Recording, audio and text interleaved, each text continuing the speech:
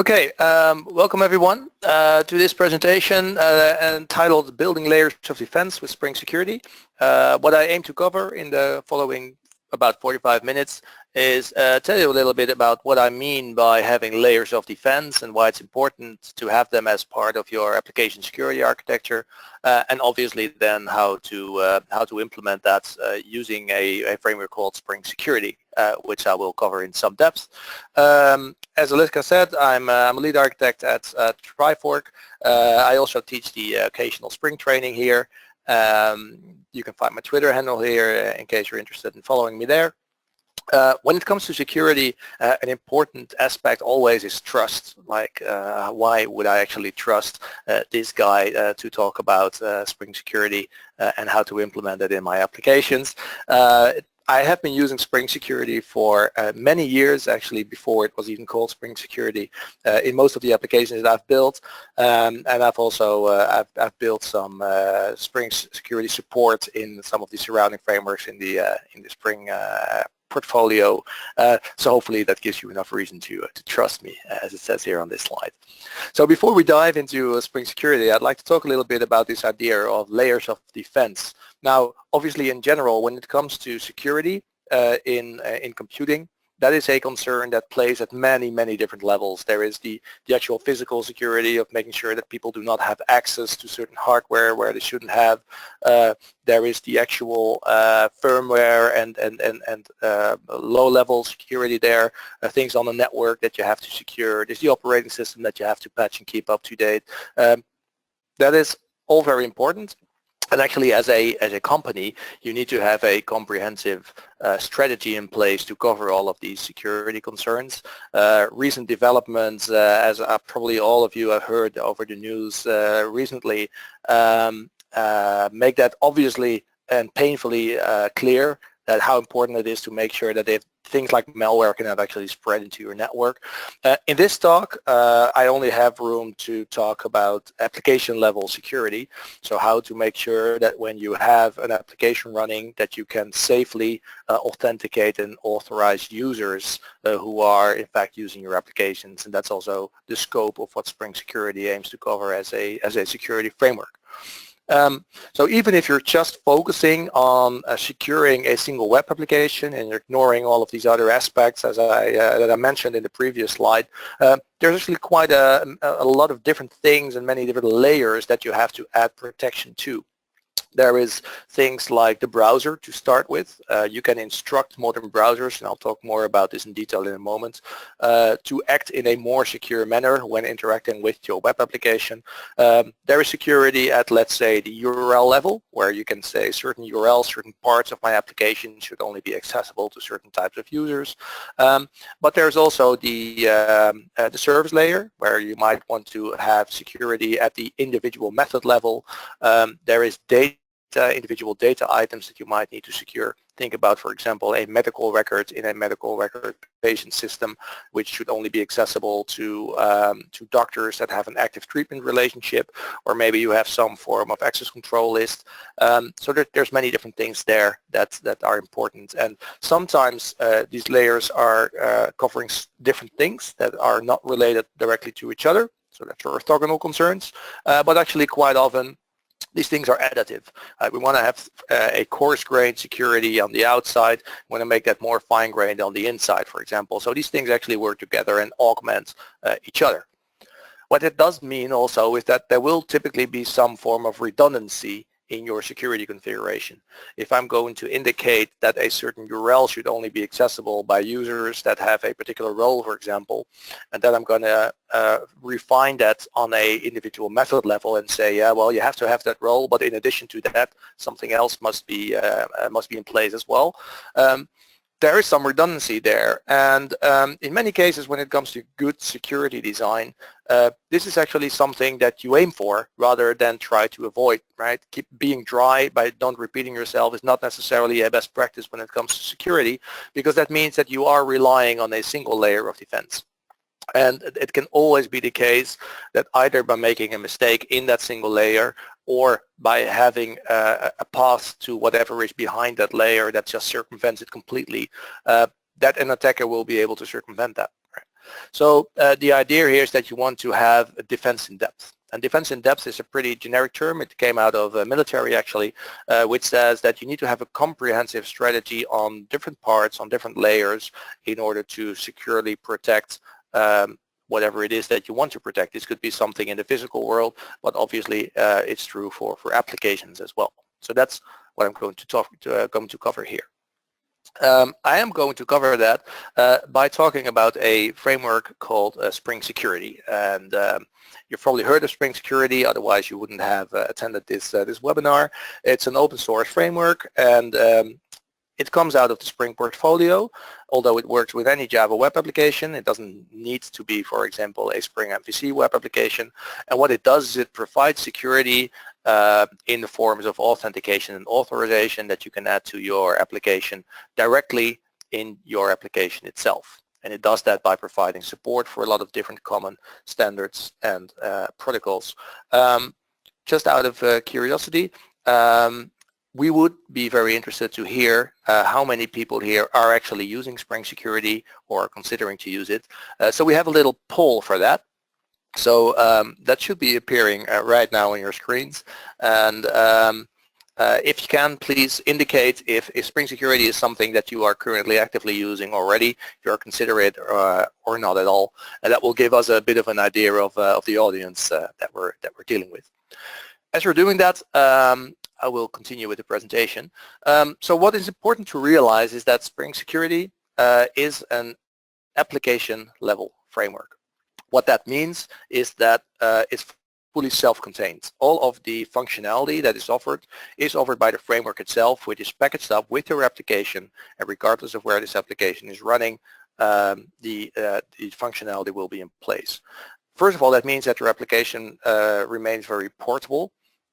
Portable in the sense that you could deploy it as an application running on a Tomcat server or running on a big WebSphere application server, or maybe even with an embedded application server, a server container in a typical style of a Spring Boot-based application, for example. And nothing needs to change in terms of how you configure your security. This is very different from relying on the servlet security that might be offered by the application server that you are deploying to, because in that case, if you need to configure, for example, that your users are based on a connection with some LDAP server that you might have, you need to configure that fully in the application server. And there is no standard way of doing that. You need to integrate that with your application. So your application will become completely reliant on this external third-party functionality. Another benefit of having an application level security framework is that it becomes much easier to extend and adapt the code in there to your particular needs that your application may have than it is if you would need to do that at the application server level. Because very often, in my experience, especially as a consultant, it's not easy for developers to ensure that certain custom plugins or certain custom configurations can actually be put in place when you are deploying to these third-party application servers that might not even be managed by your own teams. So there's a lot of benefits to doing that. What is also important to realize is that SpringSecurity is something that adds application level security. What I mean by that is it's a framework that assumes that the code itself that you are running is in fact trusted code. It is not a framework that tries to prevent malicious code that is already in your application from doing bad things. There are other techniques for that. Actually, J2SC is a built-in security mechanism provided by Java, which can make sure that code cannot do certain things. SpringSecurity is not targeting that space of security, right? It's really for adding authentication and authorization to your application. It does this by completely decoupling these two things. So authentication is the process of establishing who is my user, or principal as the term is often referred to in security. And that could be a form-based login. It could be something that is federated authentication through SAML or OpenID Connect, for example. It could be some physical device that you need in order to gain access. And regardless of how you're doing that, the end result is always going to be that you will have some trusted way of establishing who am I dealing with in this application. And once you know that, you can decide what this user is actually allowed to do, and that's called authorization. And those two things are very different. And the nice thing about SpringSecurity is that by properly decoupling these things, you can, for example, add additional authentication mechanisms without having to change anything in the way that you perform authorization. In this presentation, I will mostly focus on the authorization options because I'm talking about how to add security there. But there's a lot of opportunities there for doing custom authentication, and there's a lot of built-in as well. In general, how SpringSecurity works is it provides interceptors. So for all sorts of different places where something is going to happen in your application where you might want to perform a security check, there will be some sort of interceptor in place that first checks if there is a current user, and if so, if that current user is authorized to perform the intended action. So when it comes to, for example, providing security at a URL level, this will be performed by a servlet filter, as it's a built-in interceptor provided by the servlet specification. When it comes to securing method invocations, for example, that is typically performed by Spring Managed Aspects. Configuration of the framework nowadays can be done completely in a fluent DSL style Java API. For those of you who are thinking Spring is all about XML, you can actually do it in XML as well, but for new greenfield applications, I would very much recommend to use the Java-based configuration DSL. What it then means in practice to start using SpringSecurity is that you add it as a dependency to your application, because as I explained, it's an application level framework. It's not something that runs outside of your code. And you then configure a so-called chain of servlet filters. You don't have to specify these yourself, but you do need to make sure it's in place. I'm not actually going to cover that in the presentation. If you're using a framework like Spring Boot, it will actually do all of that for you automatically, and otherwise it's just a one-time setup. Then the interesting bit becomes where you have to configure authentication and authorization.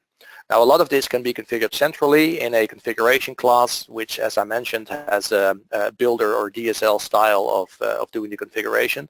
But later in this presentation, I'll also show you that you can have, especially authorization constraints, that you can spread out throughout your code in all of the places where you actually want some custom authorization checks to happen. So just to give you an impression without going into a lot of detail on what this configuration looks like, what you're seeing here is a Spring configuration class which extends a helper called the Web Security Configurer Adapter, and this provides a number of methods that you can override in order to explain the framework how you would like it to operate. Notice that there is an @enable web security annotation that will actually give you a lot of sensible defaults, and then in addition to that you can provide some of your own configuration. One thing that we're seeing here is that we are using a so-called Authentication Manager builder, which configures an object called an Authentication Manager. So this is the thing that will know how to handle attempts from a user where he or she would like to authenticate against your application. So this could be something that checks a given username password against the user stored in your database or maybe in an external LDAP server. But this could also be something that integrates with maybe an external authentication mechanism where the users, once they enter your application, have already been pre-authenticated. If you are storing your own users in your own database, which is actually quite a common approach, you typically configure something called a user detail service. And this is just the interface by which you can explain to the SpringSecurity framework how to obtain a user given a username from whatever user repository you have. So that's the authentication part, and as I said, I'm not going to focus much on that in this presentation. What you're seeing here on this slide is URL-based authorization configuration. So in many web applications, you will have resources, static resources, that do not actually need any form of security. And you could implement that by making sure that the requests to those resources will go through SpringSecurity and then tell SpringSecurity, oh, by the way, the user doesn't even have to be logged in for this. But a more efficient way of doing this is to tell SpringSecurity it can just completely ignore requests to such resources. This is exactly the way that you do that. You override this configure method that takes a web security builder object, and using this builder object we can provide a number of patterns and like path matching patterns to say that certain URLs simply do not need to go through the whole security check at all. Then in addition to that, you have another configure with an overloaded configure method that actually provides you with an HTTP security object. Now, this is an object that allows you to configure all sorts of different aspects inside of the framework. One thing in particular that it provides by calling this authorized request method is how to secure certain parts of your system at the URL level. So what we're seeing here is that in order to make any sort of HTTP request to a URL that starts with /admin, the user has to be authenticated, and he has to have a role that we call admin here. Note, by the way, that SpringSecurity doesn't have any predefined roles. This is completely up to your application to decide what roles you have and how to implement them. And then in addition to that, we see that in order to do post methods to /projects or any URL that starts with /projects, you have to be a project manager. So this is assuming that a post would be a state changing operation. For anything else, so that would be a request to another URL, but it would also be GET request to /project, for example. We just need you to be an authenticated user. You have to be logged in. We need to know who you are, but we don't actually care about any specific authorities that the user may or may not have. Now, in a real application, this method would typically be a lot bigger because there is a lot of other aspects of the framework that you can configure, but this is just to give you a broad idea.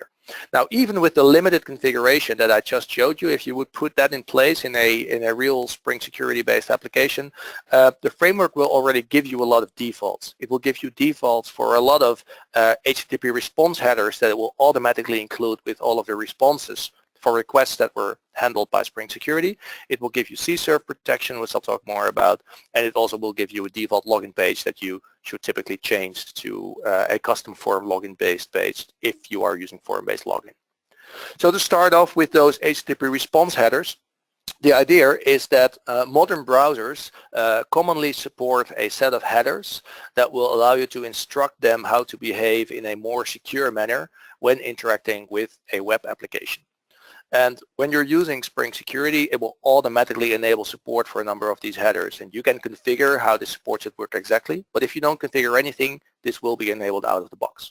So one thing that SpringSecurity will do for you is to disable the browser cache for all requests that have been going through security. The reason for this is that even if you are using HTTPS, which you should be using by default nowadays, browsers will still cache the pages that are served over HTTPS. And what that means is that if a user interacts with your website over HTTPS from a computer and then logs out, but then this same computer might actually be used by someone else, an attacker using the same web browser could just browse through the cache there and then see all of the cached pages that were served up by your application, including all of the content that was present on those pages. So that could be a big security risk. In general, and this is not just for security reasons, if you are building a web application with dynamic content, browser cache usually just gets in the way when it comes to the actual content that you're serving up, right? So you only want browser cache for static resources like CSS and JavaScript, whereas for the actual data that you're sending, you do not want the browser to cache these resources at all. SpringSecurity enables this by automatically adding a number of different caching-related headers, which will tell the browser in all sorts of different ways, please do not cache the content that I'm sending you. Always make a new request, even if you are making a request to the same URL, the same resource that you were just making, right? So this provides basically two purposes. It's for security, but in general, what I notice as a web developer or as an application architect, it's also very beneficial in general to have in place. Another thing that browsers can do for you to try to help out with badly designed websites or web applications is to guess the content type of the response that they get back from a server.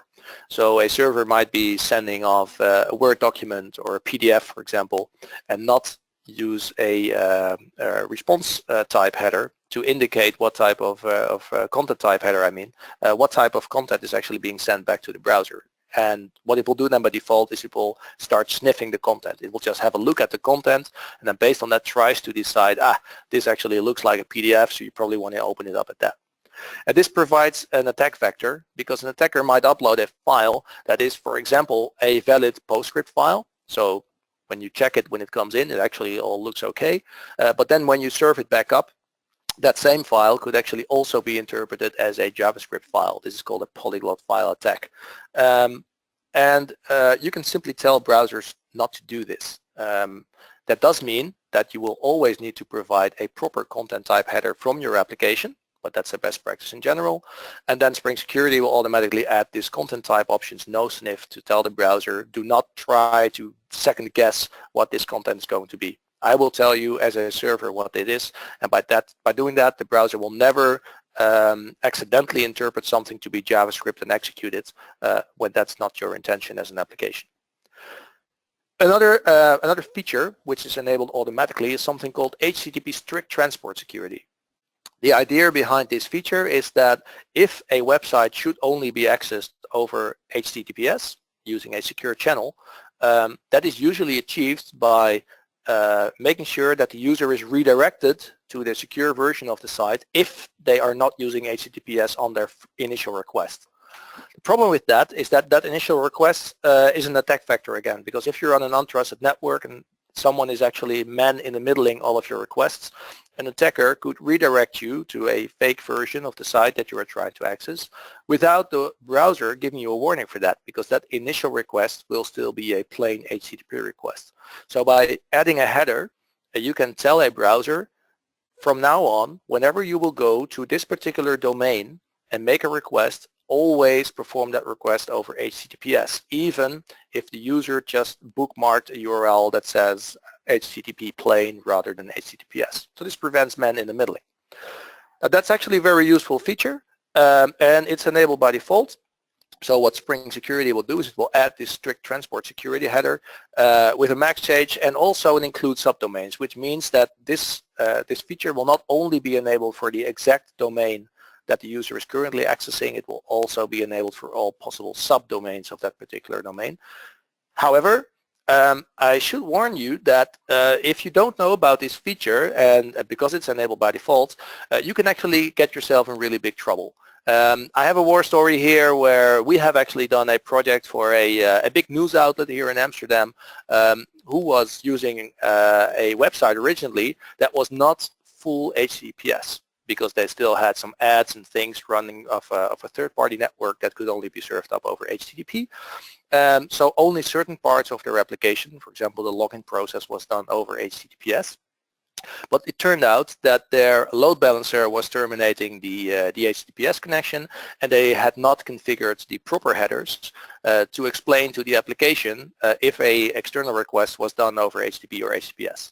That needed to be fixed for a particular reason later on, and once that was fixed, this HTTPS strict security, transport security, kicked in.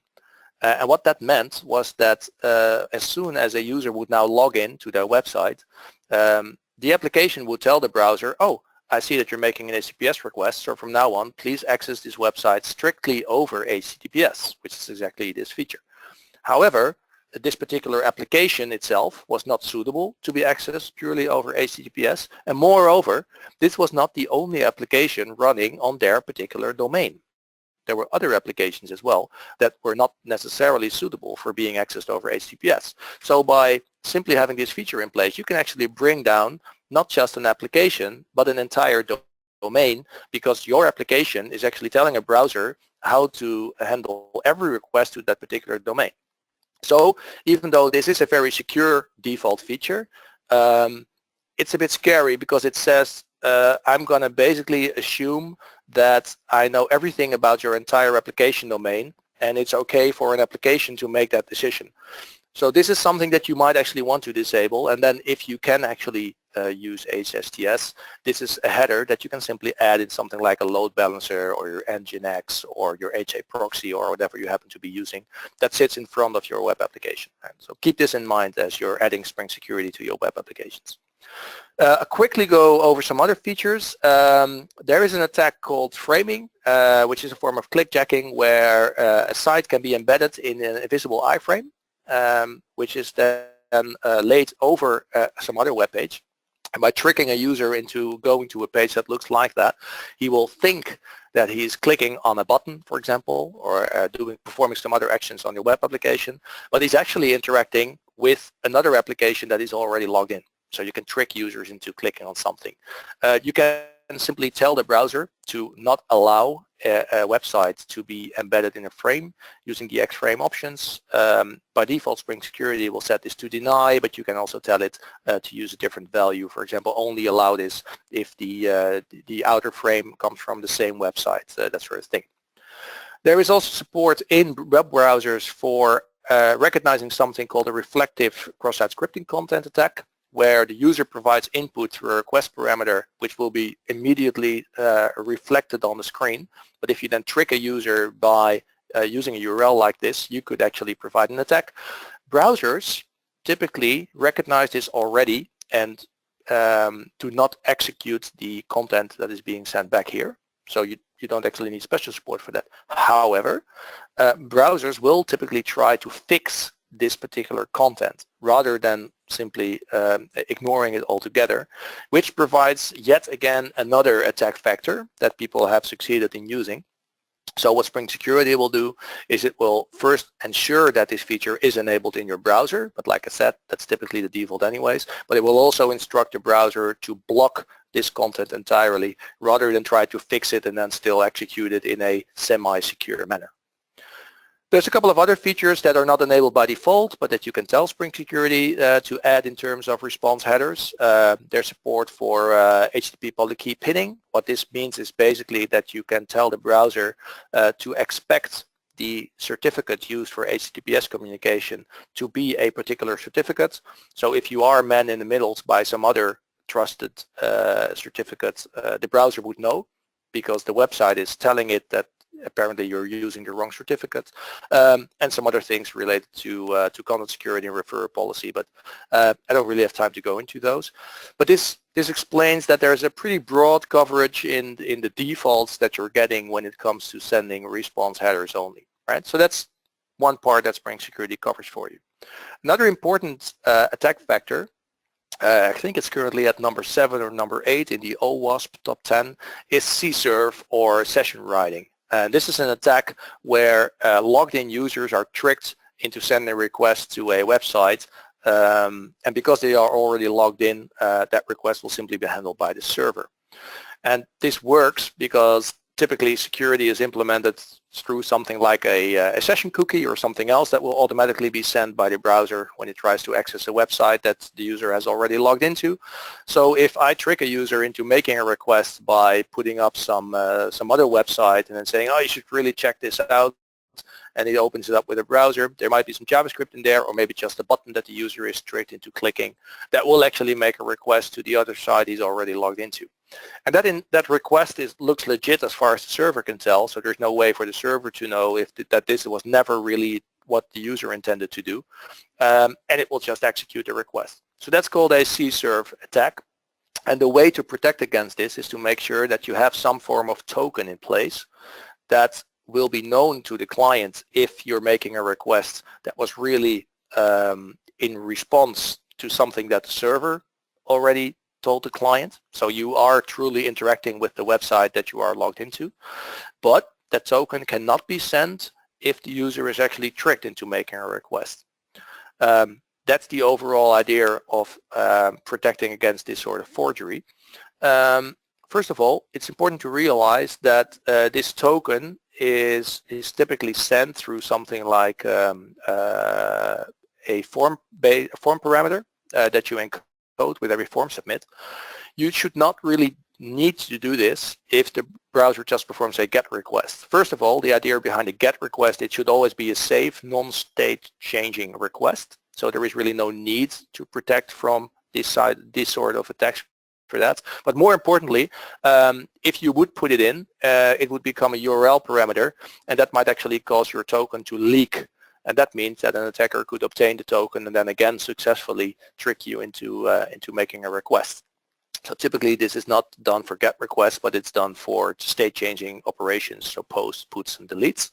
That's also what you get by default in SpringSecurity. So without configuring anything, you will get this protection to be enabled for non-GET requests. And how it works out of the box is whenever you log in, together with obtaining an HTTP session and a session cookie for that. There will also be a token generated for that particular session. So this is not done for every request. This is done per session. So it's a session scope token.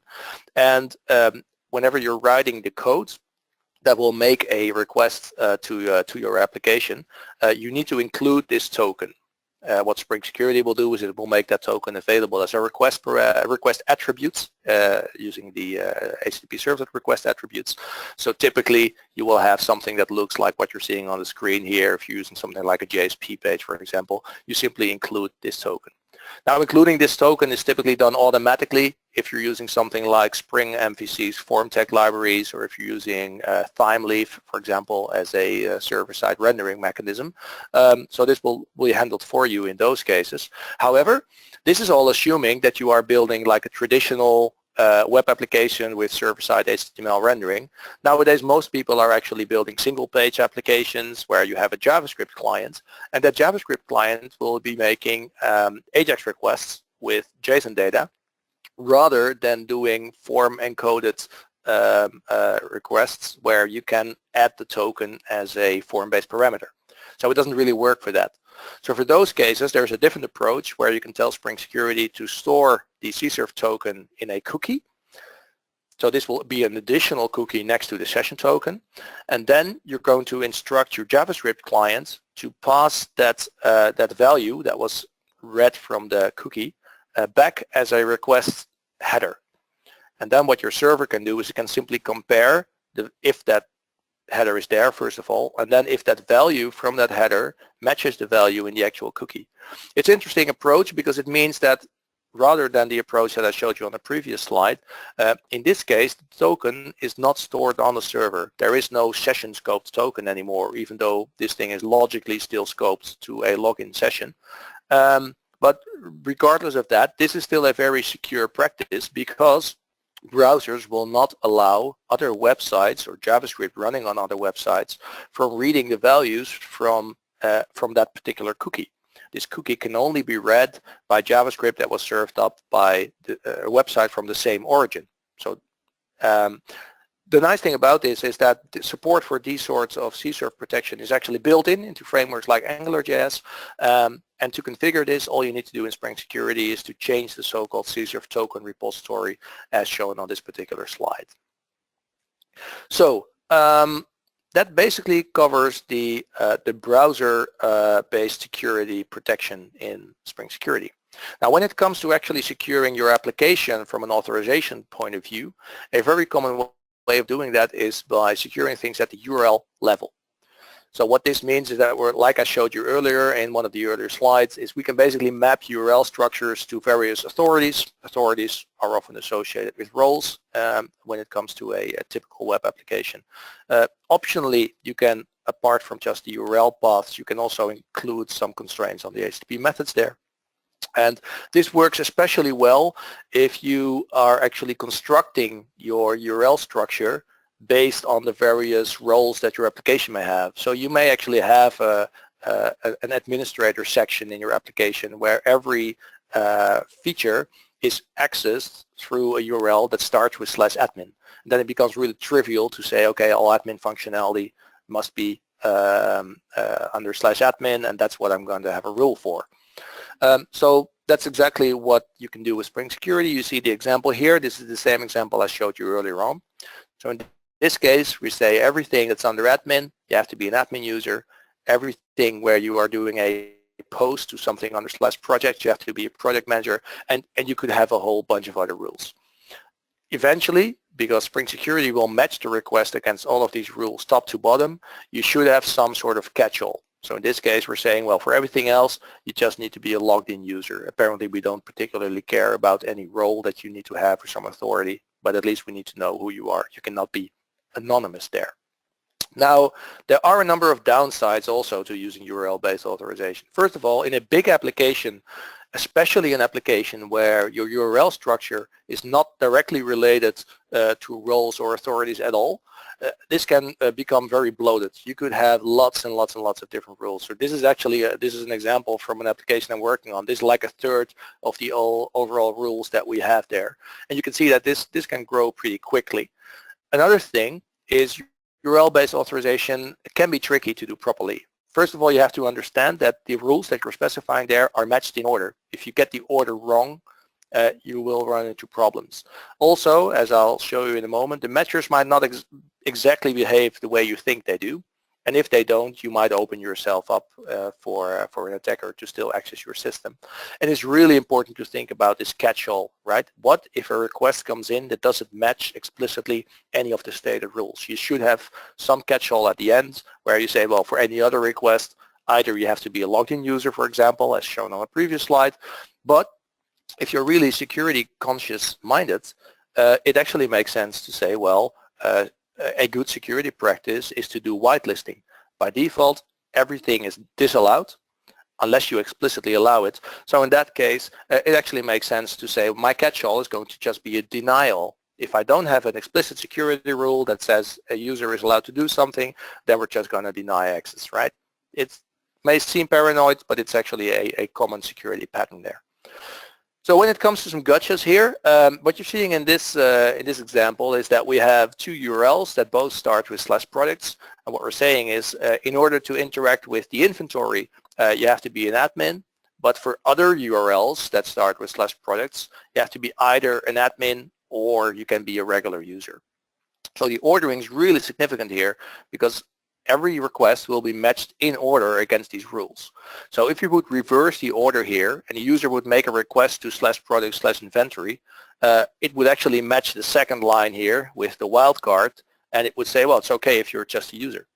Now in this example, if you would literally reverse these two lines, it would be pretty obvious if you're reviewing this. But if someone would actually take that first line for the products inventory and put it maybe at the bottom of 30 other rules, it may not be that obvious from someone just glancing over your configuration. So always make sure that you keep in mind that the most specific rules need to go first. Another example that I've actually seen in practice where people are making mistakes is that they don't really understand how these end matchers work and how they relate to the web framework that they're using. So what we're seeing here is that we're saying in order to access a URL that is exactly /products/delete, well, you have to be an admin for that, for doing a deletion. But what an attacker could now do is he could actually append an extra slash at the end of his URL and then go to /products/delete/. Now many web frameworks will just ignore the trailing slash. They say, okay, /delete/, that's actually considered to be the same logical resource as just /delete. But if you're using an end matcher like this, SpringSecurity is not going to consider them to be the same thing, right? So a URL that ends with a trailing slash will match some other security rule or may simply not be secured at all. That might give an attacker access to certain URLs just by changing the URL a bit. The solution for this, if you're using something like Spring MVC or some other web framework that has the same matching rules, is to not use the end matcher here, but to use something called an MVC matcher. This was introduced in a fairly recent version of the SpringSecurity framework for something, but this will really help you to prevent these types of mistakes and thereby opening up your system. Now for some applications, just having URL-based security in place is actually sufficient, but what I found is that for more complex or bigger applications, you typically want to go down a level and then do method level authorization as well. So here what we're doing is we're going to add declarative checks to say someone is only allowed to execute a particular method if a particular constraint is met, or even after invoking a method we can say, okay, this method returns something and we're going to do a security check on that as well, and only if that succeeds the user is allowed to continue. Otherwise we'll just throw some exception. This needs to be enabled explicitly. This is not enabled by default, and you do that with the enable global method security as shown on the slide here, and then you say I want to have support for pre and post annotations. What these look like is like this. So we can put an annotation called pre-authorize on a method, and then as the value for that particular annotation, we provide an expression. And this is going to be a security check expression. So there are a number of built-in functions that you can call within such an expression, like the has role one as shown on this slide. So here basically we're saying in order to call this particular method, the user has to have a role of product manager. Now this is doing exactly the same type of check as we saw with the URL-based security, right? So doing them both would make sense if URL is not actually able to cover the various service level methods that you may have, but it could also be pure duplication. However, there's a lot more that you can do with these pre-authorized annotations. For example, you can reference certain method parameters, which is a very powerful way of doing some custom authorization in your application. So what we're seeing here is that we say, well, in addition to needing a product manager role, the current user who is referenced using this principal variable, this current user must belong to a company. So this would be a custom attribute that the users in your application happen to have. And this must be the same company as the company who is associated with the product that we're passing in. And this is a very typical approach for applications that use some form of multi-tenancy, where every tenant, or in this case every company, has its own users and its own set of data, and you want to be absolutely sure that a user can never interact with the data belonging to a different company. Right? This is still a very declarative check. It's very easy to add, but it's a very powerful mechanism in order to introduce these custom constraints that are not at all related to things like URLs necessarily. Similarly to the pre-authorized, we can also do a post-authorize, and as the name suggests, this check is actually performed after calling the method. And the nice thing about doing that is that a post-authorized expression will give you access to any object that was returned from a method.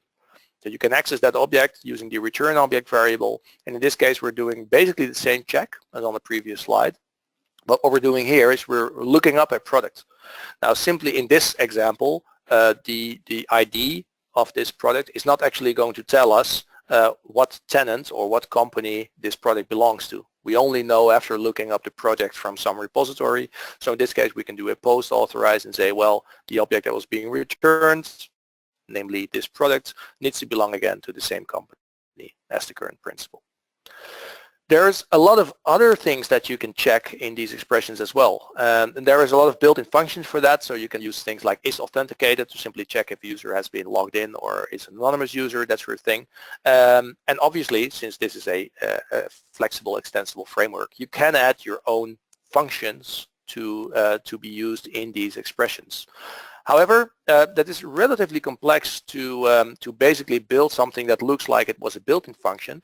The good news is, typically, you don't really need to do this because there's a much easier way. Inside of an expression, you can access any Spring bean in your application by using an @ sign and then the name of the particular bean. So let's say that we have an authorization checks called auth checks service here in this example that has a number of helper methods to perform some authorization check on your behalf. You can simply invoke that from your pre-authorized methods, and you can say, well, in this case, the patient that is being passed into this particular method where we're trying to add a report to the patient's medical record probably, needs to have an active treatment relationship with the current user. And otherwise, this user will not be allowed to perform this action for this given patient. So you can see that you can have fairly complex domain-specific security constraints that are easily expressed and enforced in this particular way. If you don't actually need that flexibility, if you just want to perform a role-based check, SpringSecurity also provides support for this standard Java roles allowed annotation. This is nice if you don't want to use Spring-specific annotations. However, this will only allow you to perform role-based security. I usually don't actually care that much about using things like standard annotations when it comes to performing security. So I typically just stick to pre-authorize anywhere. But if you like to, the roles allowed is supported as well. Now, again, for many applications, this might actually cover your authorization needs. However, it's also quite custom that you will need to write some extra code where you want to programmatically access the current user. Fortunately, to do that is actually really simple in SpringSecurity because the current logged in user will be made available through a thread local variable, which means that everywhere in your code you can just say, give me the currently logged in user by using this so-called security context holder. You can get the authentication from there. This thing may be null if there is no currently logged in user, but if there is, you can ask the authorization, the authentication object, give me the current principal. And what that principle will look like is completely up to you and how you have configured the application. In this case, we're going to check if it's an instance of some application-specific my user, so we can do a cast, and then you can read any custom attribute from that particular user as well. Now, this is not typically code that you should be writing mixed with business logic, right? Because doing security lookup and then checking things on a user is a very different concern. However, this is really nice if you're doing things like building your own custom security interceptors, right? So you might want to perform some authorization maybe in a custom filter. Maybe you want to simply get a hold of the current user so that you can put him in a map diagnostic context for your logging framework so that you can just log the currently logged in user with every log statement that you do. Maybe you need a way to be able to provide the currently logged in user to something like a controller method parameter because you're using some custom web framework where you want to teach it how to do that. There are ways, for example, to use the currently logged in user to automatically populate database columns whenever you're making a database change, so you know who made this particular change. And there's lots of other scenarios where this is actually a useful feature. So it's important to know how this works, but again, like I said, it's not something that you should typically be doing inside of your regular business logic code. Now, with what I explained so far, I think for most applications, security needs will probably be met. However, there are cases, for example, when you need to use something like access control lists, where you might want to have even more fine-grained authorization requirements, and this is supported by SpringSecurity. So they have been over the last couple of years, they have been going through a number of iterations in this support, and currently it's very mature, very well tested. What this allows you to do is to basically say my security constraints cannot be derived from existing data, for example, like the doctor-patient treatment relationship as I showed you earlier on, but we simply need to completely customize what users will have what type of access to a particular secured item. And we want to do that completely outside of the regular application code. That's the use case for access control list. In my experience, this is not something that you will typically need. And as I said, you can trust me on this one. I have a lot of experience in building applications. But if you do need it, make sure to use the support provided by the framework rather than building your own, because there's a lot of focus in the built-in ACL support and SpringSecurity on doing a high-performance solution. How it works is that you can define your access control list metadata in a number of database tables. You can define what entities you have, so that's the types of data that you want to secure. They will all have some ID that will identify them, and then what you can do is you can say on a per user level or on a per authority level, so let's say based on a certain role, you can have fine-grained permissions defined for those individual items.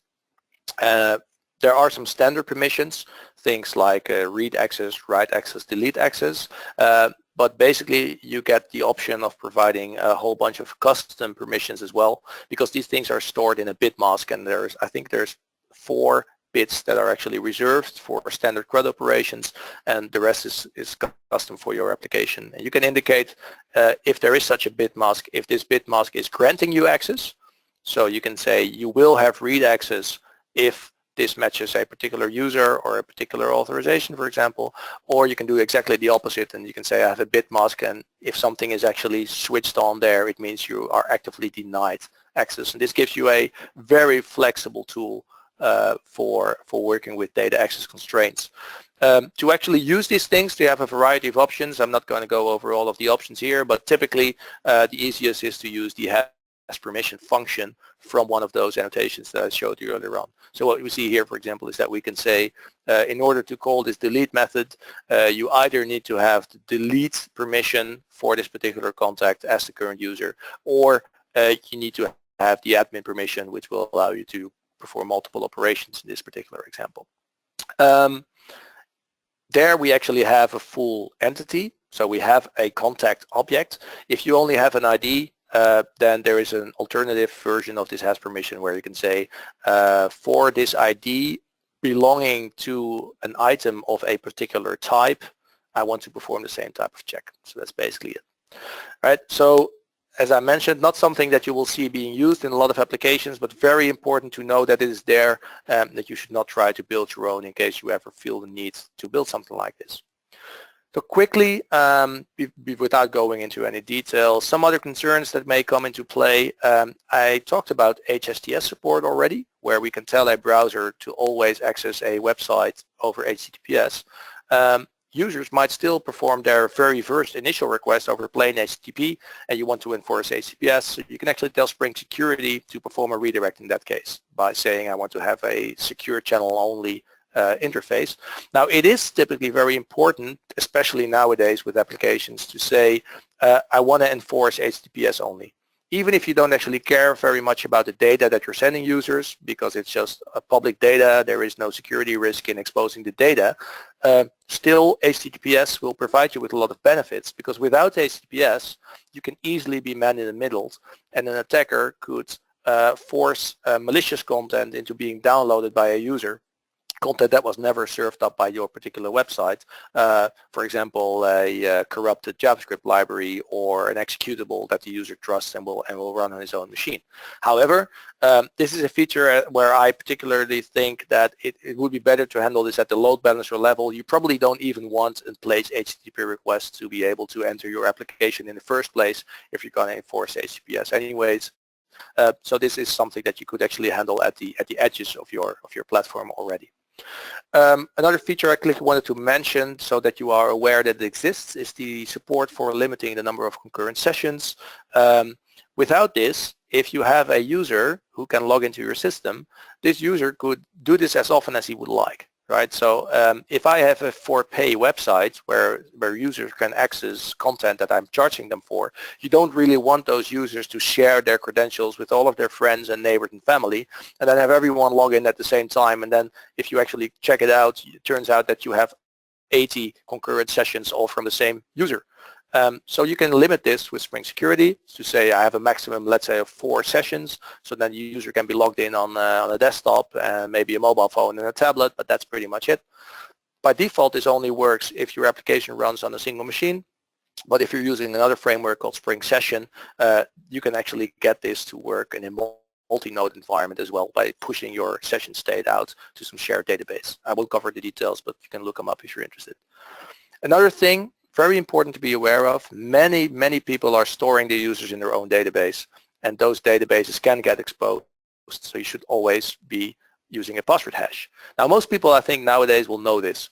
However, what I still see a lot is that people are copying these sorts of configurations also for SpringSecurity from older blogs that will still use general purpose hashing algorithms like MD5 or SHA, maybe combined with Assault. And that is simply not secure. It's almost adding nothing when you look at modern hardware that is available for just brute forcing, cracking passwords. Right? In the past, people used to use things like rainbow tables for this, but nowadays hardware has improved so much you can just do efficient brute force attacks for these sorts of things. So make sure that you use a hashing algorithm that is actually designed for hashing passwords and for checking passwords.